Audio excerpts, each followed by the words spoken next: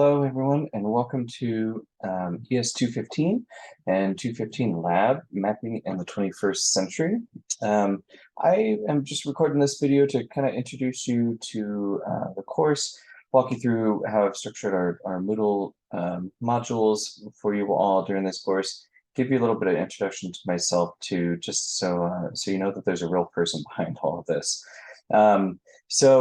Like I said, this is ES215, Mapping in the 21st Century, and my name is Jamie Trammell. I'm a PhD and the department chair, actually, of the Environmental Science Policy and Sustainability Program here at SOU.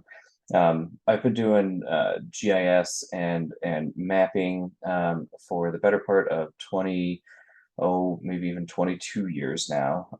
So this is absolutely my kind of focal area, and I can't wait to kind of share a lot of what I've learned and some of this really cool technology with you through this course. So apologies if this is not the year showing up correctly, but I want to just introduce you to the course and how I've structured all of this. Hopefully, most of you at this point have probably had a course where you've used Moodle. And if not, at least you've found your way here, which is really good. So this whole front section is all about just sort of general course information. So we've got an announcements board here, forum here, that I'll occasionally use, although I primarily communicate through email. We have this course introduction video that you're watching now.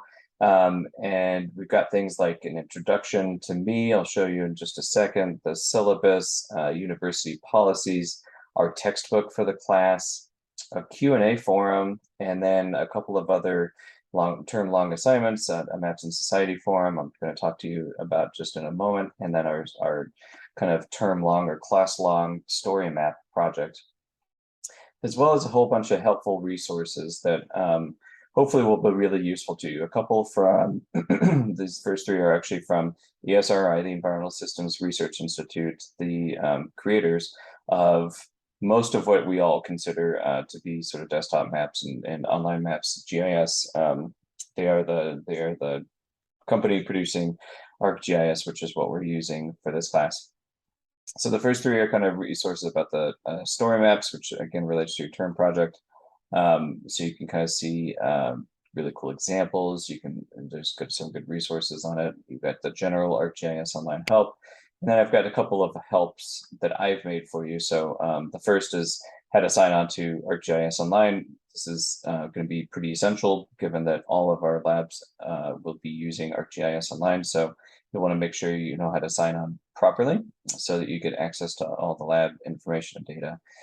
And I've got a little video too, so I've got a little PDF and a video on it, and I've also got a little video on how to make an e-portfolio, also another part of an assignment due at the end of the class.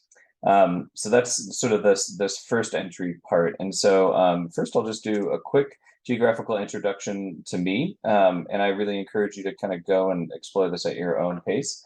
But this is actually a story map. So you can see in the URL, it's called storymaps.arcgis.com. This is what you will be building over the course of the next 4 weeks. And it's a really neat way of integrating and creating a website that kind of integrates photos, maps, and texts, and other kinds of media, actually. So this is Westchester Lagoon in Anchorage, Alaska. This is where I lived previous to coming to SOU. And it's really cool. It's pretty awesome. They actually hot mop this lake in the middle of winter, and people can ice skate and play hockey and everything. Pretty fun. So yeah, I've provided you just a really quick introduction to me going into where I was born, and this is actually me as a baby, to some of the places that I've lived. And I've done this all on this really cool interactive map, right? So you can kind of zoom in, zoom out, pan around, and say, oh gosh, yeah, he lived in actual West Germany when there was a West Germany really close to Luxembourg and everything. Then, kind of takes you down to where I lived in my childhood. Again, you can kind of zoom out and pan around. The maps change a little bit, and you can kind of see, wow, this is like, look at Colorado. If you're not familiar with Colorado, this is the Kansas part of Colorado, and this is the Rockies part of Colorado. And that's really the two parts of Colorado. It's pretty amazing. So I lived here in Littleton, that's where I grew up. But then I went to school in Gunnison, at a school not too unsimilar to SOU, a little place called Western State College at the time, now Western Colorado University. And this is the geography that kind of shaped me, right? So I grew up in a suburb of Denver and watched it grow very, very fast and all the way up against, this is called the Hogback, which is the ridgeline, kind of the foothills to the Rocky Mountains. And then I went to school in the Rocky Mountains, near a big reservoir and surrounded by 14,000-foot mountains. And so it's no wonder that I ended up being an environmental science professor, right? I mean, you just couldn't possibly help it. I went to grad school in Reno, and so it zooms here and it talks about, I actually did, my geography work, my only geography degree, my master's geography degree, which is where I really formalized my knowledge about GIS and mapping. Was here in Reno, and I worked down at Lake Tahoe and catching fish and doing some fish surveys, and I worked down at Las Vegas. And at that, in all that, I found my beautiful wife and married her. So I stayed for my PhD and studied all kinds of things in Nevada and everything. And then I after I finished my PhD, I went and did what's called a postdoctoral fellowship in New South Wales, Australia. So if you're not familiar with Australia, New South Wales is the biggest kind of state. It has Sydney, has Canberra is kind of the Australian Capital Territories within New South Wales. And this is called Surfers Paradise right here. So I was kind of located pretty far north of Sydney and in this little town called Armidale. But as you zoom in, and this is really where the story map format is really cool, you can see how many national parks I was near. And all of these national parks were just phenomenal. And Australia has the population of California, over the size of almost the contiguous US. So not a lot of people visiting these national parks. It was a pretty awesome place, plus a naturalist paradise. Then my first real job was up here in Anchorage. Again, like I mentioned at the beginning, and I spent 5 years here teaching and doing a lot of research all over the state. So if you're not familiar with Alaska geography, that's Anchorage, but I did research pretty much the entire state. Western Alaska is the only place I didn't get to visit. And then I finally found my way back home. I do truly consider this home here in SOU. So this is an example of a story map. I really encourage you to go check it out. Click on it. It's public facing, so it's very easy to go and share it with folks. So I encourage you to go check it out, read about, and think about how geography might have shaped my opinions about things, or my career choices. So that's me. Here's all the information about the course itself. So we'll go to the syllabus first. And I apologize for the formatting. I'm trying to make it as accessible as possible, which means some of the formatting gets a little wonky, especially with tables down here. But up here, we've got the description and objectives. I don't need to read this to you. You're all capable of doing that yourself. The course textbook talking about, we're using this ArcGIS book, 10 Big Ideas Behind the Science of Where, sort of the tagline of Esri these days. And I've got it hyperlinked here. You can right click on it and go check it out. It's both an ebook and also something that you can download as a PDF. So I encourage you to use whatever format is most helpful and most useful to you. It's all organized by chapters, and every single week I actually hyperlink to the chapter that I'm hoping that you'll read. We won't get through all of them, and I encourage you to continue to read, right, beyond the class if this is really inspirational, and I hope it is. But I do provide the links to the web version, or like I said, you can download the PDF, and it's an interactive PDF. So you'll see that as you click on any of these chapters, you'll read through things, and all of these are hyperlinked. So meaning if you click on them, it'll actually take you to that map. So in this case, maps are uniquely at the moment showing sort of population within Italy and how it might be impacted by an earthquake that happened there. And there's the actual map, and you can actually pan around and zoom in and look at the different vicinities of the magnitude, all this, right? So it's actually hyperlinked content, and so that works both on the website and this interactive PDF. So that's our textbook. The course format, so this is a 4 credit hour class with a lab, so it's not a ton of reading per se. It's an awful lot more doing. And so you will have the reading assignments and you will have quizzes on those reading assignments. So make sure you do them. And honestly, it makes very little sense, everything else, if you haven't read into the chapter and understood it. But being that it's only four-week class for 4 credit hours, you definitely should expect to spend a significant amount of time each week, over 20 hours probably on between readings, quizzes, and the different assignments. The course is completely delivered through Moodle, but uses this ArcGIS.com resources, and I'll show you that here in just a minute. but everything will be turned in via Moodle. So any videos that accompany the class and the assignments, all the forum discussions, and all the other class activities will be through Moodle. ArcGIS will be utilized for the lab assignments, and you'll be providing mostly links to these maps as well as the story map, which again is through ArcGIS.com. So that's really the two websites you're going to be visiting the most, Moodle and ArcGIS.com.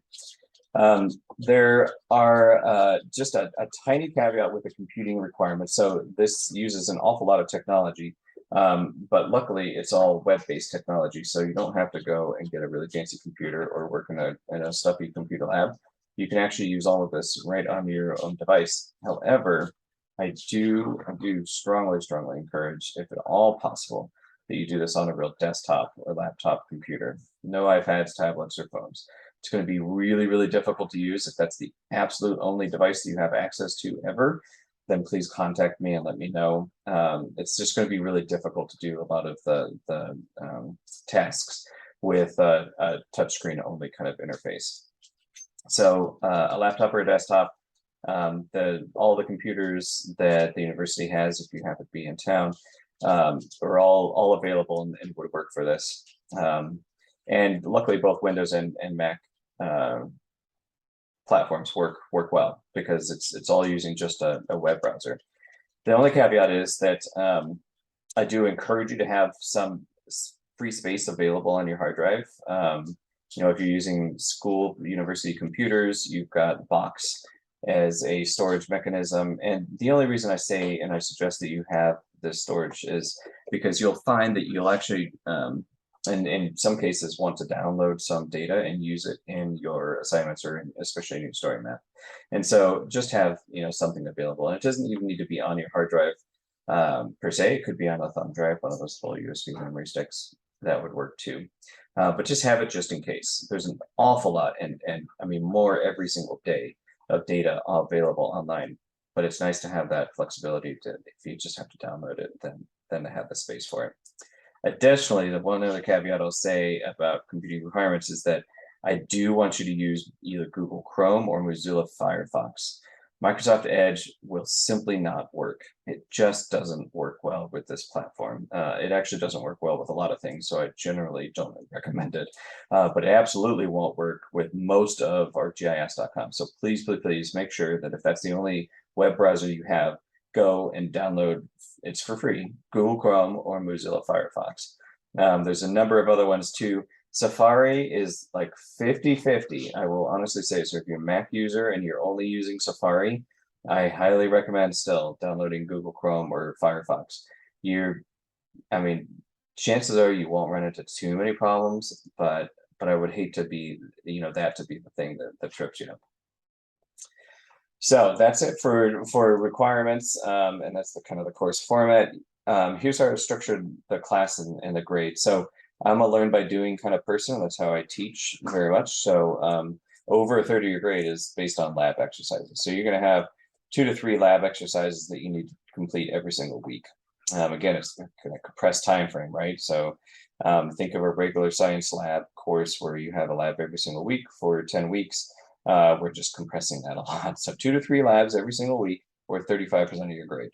The story map, again, learn by doing, which is an individual project where you get to choose the topic of interest. It just has to be geographical. I'll go into that in a second. It's 20% of your grade. So over half your grade is simply doing the GIS and the mapping that I'm teaching you and that you're learning about. 15% of the grade is on weekly quizzes. Those are short quizzes, usually 5 to 8 multiple choice short answer kind of questions, and available every Friday, due the following Sunday evening.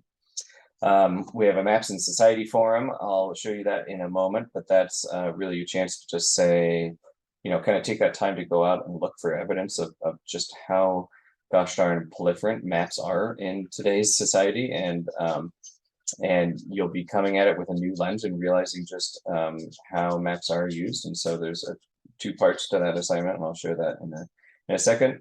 At the end of the class, I would love to have you reflect on the course. Most of the course is me asking you to tell me stuff, and the reflection assignment is really your opportunity to tell me what you learned. So unprompted, well, there's a few prompts, but mostly, what did you learn from this class, and how do you envision GIS or maps being used in your career or your interface with it in the future? So I'll show you where that assignment is in a moment as well. And then finally, there's 10% of your grade is related to participation. So this is writing summaries every single week. I want you to actually summarize for me in your own words, just 4 to 5 sentences of what you did, what stuck with you. It's your opportunity to kind of reflect or go back and remember, oh yeah, that's right, I did this assignment, and I kind of learned how to work with this data, and I learned how to like symbolize it this way, and that was pretty cool.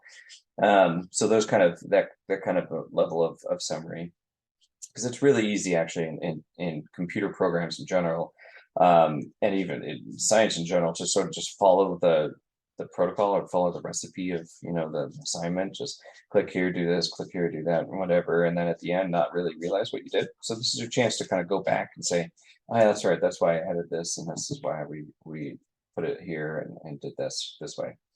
I'm also going to be checking sign in, so just make sure that you're signing into Moodle regularly. Just want to make sure that you're not falling behind and trying to scramble at the end. You're going to need to participate in the forums, and then ask questions. If you have any questions at all about anything, please reach out to me. I'm very accessible by email. So since every assignment really builds on each other and we're just here for 4 weeks, it's really important that you get everything in on time. I mean, you just can't fall behind, because it's going to really pretty much domino and create an insurmountable hill at the end. So please get stuff in time. So grading scale is pretty typical of SOU. If you've taken a class here, we give the pluses and minuses, so that's the percentage breakdowns there.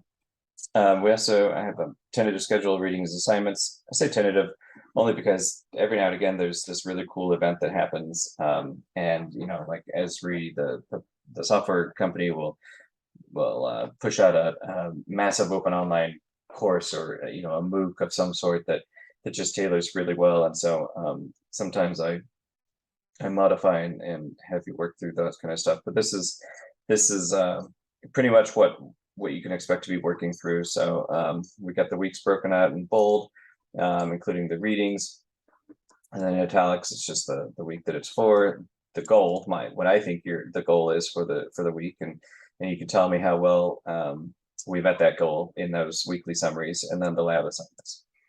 So this first week you'll have location lab assignment. You'll have working with GIS layers. You'll have additional assignments too, but I've kind of called out the readings and the lab assignments here in the schedule. So week 2, week 3, week 4, and kind of done, right? So I'll go back here to the main Moodle page. I will say, office hours. I don't have any set office hours for this course, since it is asynchronous and online.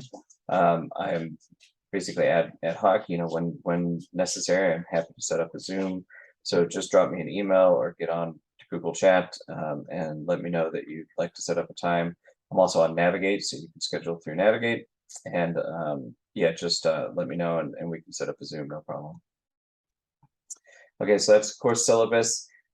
Make sure you read the university policies. This is all really, really important stuff about code of conduct, what we're doing with COVID-19, making sure that you know about the website where there's regular reports posted there. Our CARES and grievance reporting requirements and policies, academic honesty and code of conduct again, the Turnitin originality, so to stop plagiarism. Make sure you understand those, the emergency notifications, our mandatory reporting requirements for Title IX, our support, extensive support of disability resources. And I'll just add too that I am personally dyslexic, and so if you find that you just can't keep up, or that things are jumbling around or whatnot, please feel free to reach out. I actually know what you're talking about, and I'm happy to help find some alternatives for you. Of course, we're a very military friendly and supportive university. And then we have attendance and financial aid requirements that you need to know about as well. So make sure you read through this and understand everything, because those are all required policies for this quarter, for the summer session. All right, so I've already showed you the ArcGIS book. Again, it's hyperlinked here, so you don't have to go to the syllabus. You can go straight here and access the book. I've got a Q&A form. This is just general questions and answers, anything about the course, anything about the policies, the assignments, or anything that just doesn't make sense. Or if you just want to say, hey, I got a friend that really wants to buy a GPS unit, what do you recommend? Or what is this GPS thing? Or how does it relate to maps? Feel free to post it. And if you know the answer to somebody else's question, feel free to answer it. I'll try to be as responsive as I can, but this should be just an open platform for folks to post and answer questions if appropriate. Okay, so one of the term-long assignments is this Maps in Society forum. And as I mentioned before, it's just your opportunity to kind of go out and look in the newspapers, magazines, journals, the things that you regularly read, and look for examples of maps. They're literally everywhere. And once you take this class, I promise you are going to see maps used so much more than you ever realized, and you'll start to really notice some of the subtle differences in maps and maybe the purposes and everything. So which what I wanted you to do is go out and find examples of this, and it's twofold. So first, you need to find every individual person, and I've got everybody listed here. Every individual person needs to find at least one example that showcases maps in society. For that article, that example, you need to write down the title, source, and 150-word description of how or why the maps are being used to answer a question about where. I.e., I don't want just articles that have a reference map of like, here's Syria, or here's Africa. I want something that actually uses a map to complement the story, to complement the article or news source. And so during one of the weeks, there should be at least 4 posts every single week. And if you are inspired and you want to do one every week, that would be awesome. Because honestly, the more examples, especially since everybody's coming from different disciplinal backgrounds, the more examples we get about how maps are used to help communicate, the better it is for everyone. So, but at least during your week, make sure that you post an article, all the things, title, source, and 150-word description. And that way others can comment on it. And so the second part of this assignment is that when it's not your week, you need to comment at least one of the articles posted by your fellow students. So so you need to read these things, and you need to write some sort of response. You need to read these cool examples that your classmates are finding, and make sure you write up a response. Saying, wow, that's cool, or oh yeah, I've seen this and I saw it, like something similar in this kind of article, or gosh, I had no idea a map could show that, right? Those kind of responses. And feel free to discuss, just keep it all honestly, obviously respectful and thoughtful. But feel free to discuss these maps, and if you just hate a map, because it's okay to hate a map, it's all right. I'm going to teach you that. Then comment about that, right? Say something about it. Sorry about my dogs. 2 dogs, including a puppy behind me, so it can be a little noisy sometimes. But yeah, that's basically the GIS in Society, or the Maps in Society forum, and it's just as simple as just adding a new discussion topic, posting it. Make sure you include the URL for your resource too, or if it's if it's just a print only try to find a digital version because again, I'm hoping that all your classmates will be able to read it as well. Okay, so that's the Maps in Society forum. The other term-long project is our story map project. I just showed you an example of a story map, a really simple one. I'm going to ask you for a bit more of a complicated one. I don't. While it's really awesome to know all of your individual geographic stories, this is a science class, so I do need you to answer something scientific with maps. And so I apologize. This is a really long kind of description of the assignment, but I just want to make sure that everything is as transparent as possible. So we've got the purpose of the story map assignment here. Basically, I really want you to learn the skill of both storytelling, but more specifically storytelling with a map to answer some sort of scientific question about the awesomeness of where and why something is somewhere. The skills that you're going to be building are really cool. Information of just basic skills about the knowledge, methods, and tools for building maps, how to use maps to solve problems, how to analyze geographic data related to your discipline or area of interest, synthesizing information, evaluating best methods to show that information, and then creating a new series of maps and therefore an interpretation of your own data. There's a couple of knowledge foundations that you're going to kind of meet as well with this assignment, selecting appropriate data and data type to answer a scientific question, selection of appropriate methods and analysis techniques, and you're going to learn all about these in the next couple of weeks, and then clear communication. So those are fundamental knowledge pieces that you're going to complete with this assignment. So there's about 6 different tasks you'll be doing. You'll be identifying a topic of interest, collecting data to help understand that topic of interest, verify the data and your accuracy. So make sure that you're not grabbing some data set from a random person online, but verify the quality and accuracy. Building a map using the data, and then using cartographic principles you're going to learn through this class, and publishing that all online in conjunction with other visual and narrative information to tell a pretty cool story. So criteria for success, this is what's going to get you an A in this assignment, right? Clearly identify a geographical question, i.e., clearly state, that why maps and why this is an interesting spatial question. Why asking the question of where is really important. You'll have to show at least 2 maps that show different kinds of data or different types of data, and then 2 additional visual aids. So these can be images or graphs or visuals like videos or whatnot. Just make sure you honor copyright laws, you cite things appropriately, and we're all on the up and up.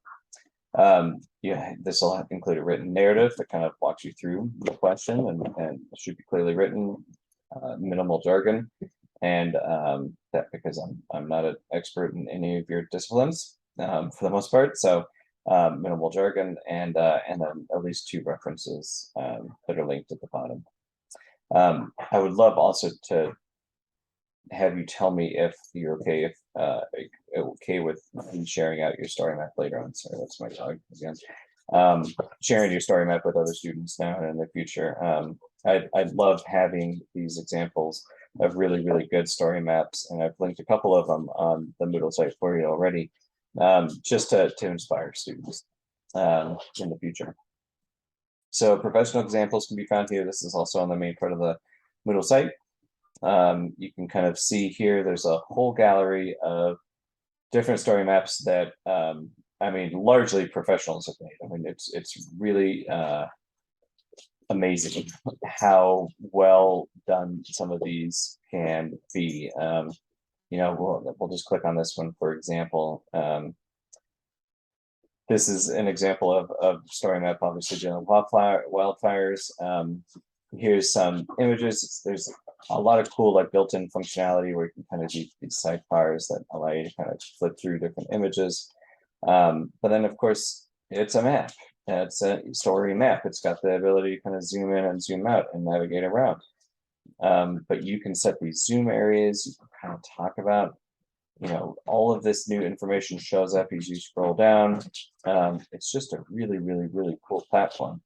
And it's a website, which means, once you set your sharing levels, you can actually share it out to anybody. They don't have to be GIS photographers or scientists or anything.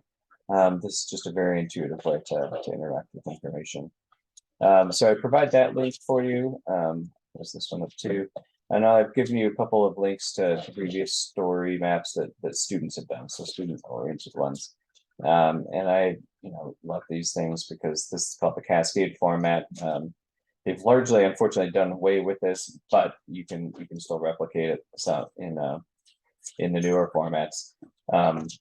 But again, you can see there's maps associated with everything.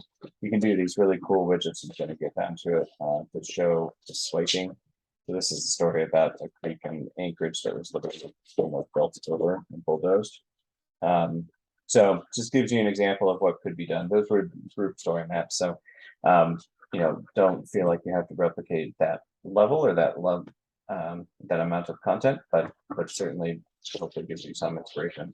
So I've got some interim deadlines just to help you keep on track with this too. Each week you'll have a piece that's due in addition to your lab assignments. So this first week you'll do this spatial thinking assignment where you come up with 3 different questions that might be interesting to you to try to answer spatially. And I'll give you some feedback based on what I know about data availability and everything. And then week 2, you'll be doing some data gathering and giving me those links just to make sure that those are going to be appropriate. And then some map building and organization, some draft maps, and then finally your final one at the end. Here's the rubric I'm going to be using for grading. I'm not going to go through that right now, but you can see that there's several areas that I'm really looking for excellence in, and I kind of describe what that'll look like. So hopefully that all makes good sense. Cool. So the rest of this is just help kind of stuff. I will show you the signing on to ArcGIS Online. This is really important. As I said, so we're going to be going to arcgis.com for almost all of the work that you're going to be doing. And when you do that, you'll see something that looks like this. And what you want to do is click on this enterprise login. And when you get to the enterprise login, you should type in SOU instead of the .maps.arcgis.com and hit continue. Once you do that, it's actually going to bring you to the regular SOU, just like you would sign in for your Gmail or for Moodle. So honestly, if you're already signed in with Moodle and you're accessing this in the same web browser, it won't ask you to sign in again. But make sure you do this every single time you're accessing any of the lab data or any of the lab assignments.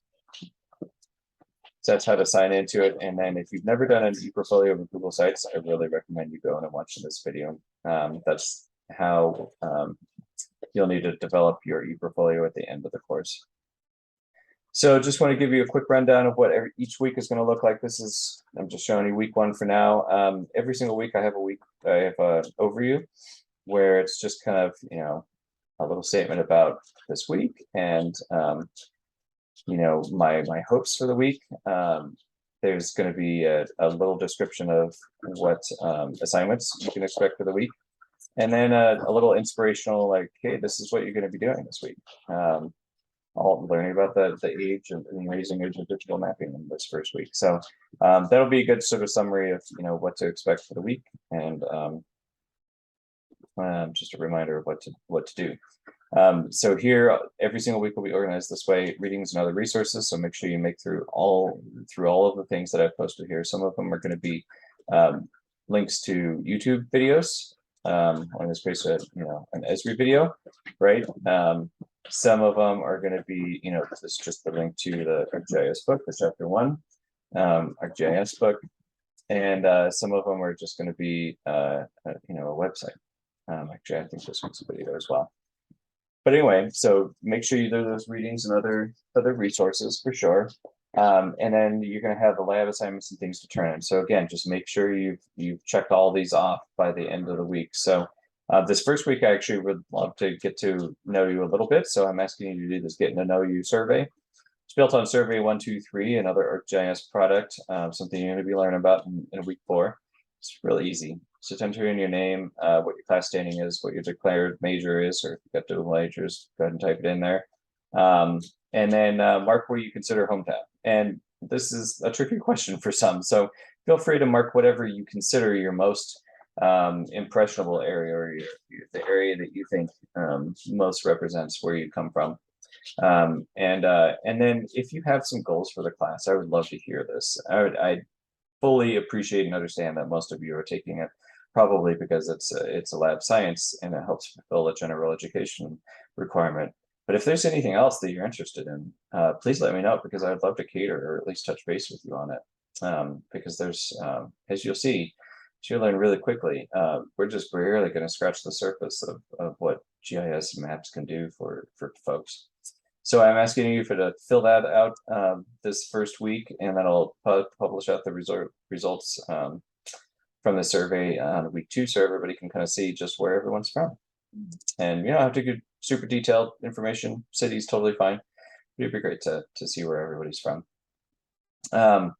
So I've got things like exploring the map gallery. This is to inspire you to start thinking about all the cool different maps that there are out there. You've got 2 different lab assignments here. Spatial thinking, again, this is the this helps you feed into the story map, the term long story map assignment. So you want to turn in something there, the 3 questions there. Here's the week 1 summary. This counts for your participation grade, right? So every single week, I want you to go back and think about what you actually did. So in your own words, about a paragraph, 4 to 5 sentences, no more than a half page, just describing all the work and all the assignments you did. So it doesn't need to be step by step. I hope it's not step by step. Don't regurgitate, please, right? Just merely say, oh yeah, we built this map about the Eiffel Tower and the different zoom levels, and that was really cool. And then figured out how to bring this data in that looked really neat with big lines going across the globe, and that looked really cool. That kind of level. It needs to be complete, and it needs to be correct spelling and everything, but it's a really simple summary of just here's what I did and here's what I took away. It should also touch base on the readings as well. So it should tie in why GIS is a common visual language as it relates to you working with GIS layers and working with the Eiffel Tower, right? And I've got the quiz posted as well. And like I said, quizzes are 4 to 7 questions. And week 1, it's 6 short questions. I've given you 30 minutes. It shouldn't take you anywhere near that, but just in case, I want to allow folks as much time. It'll be open every Friday morning at 8 a.m. and closes every Sunday at just before midnight. And so, yeah, that's just make sure you do a quiz every single week, and that'll count for the formal part of the assessment. And that's it. That's kind of the intro to the course. That's how I've laid it all out in Moodle. Hopefully this helps and makes sense. If you have any questions at all, please feel free to reach out. I'll post something in the Q&A forum. Whatever you're most comfortable with, because I want to make sure that everybody understands what's expected, so that we can really truly enjoy this class, because it's a really fun class, and I hope you will agree with me by the end. All right, take care, and please feel free to reach out.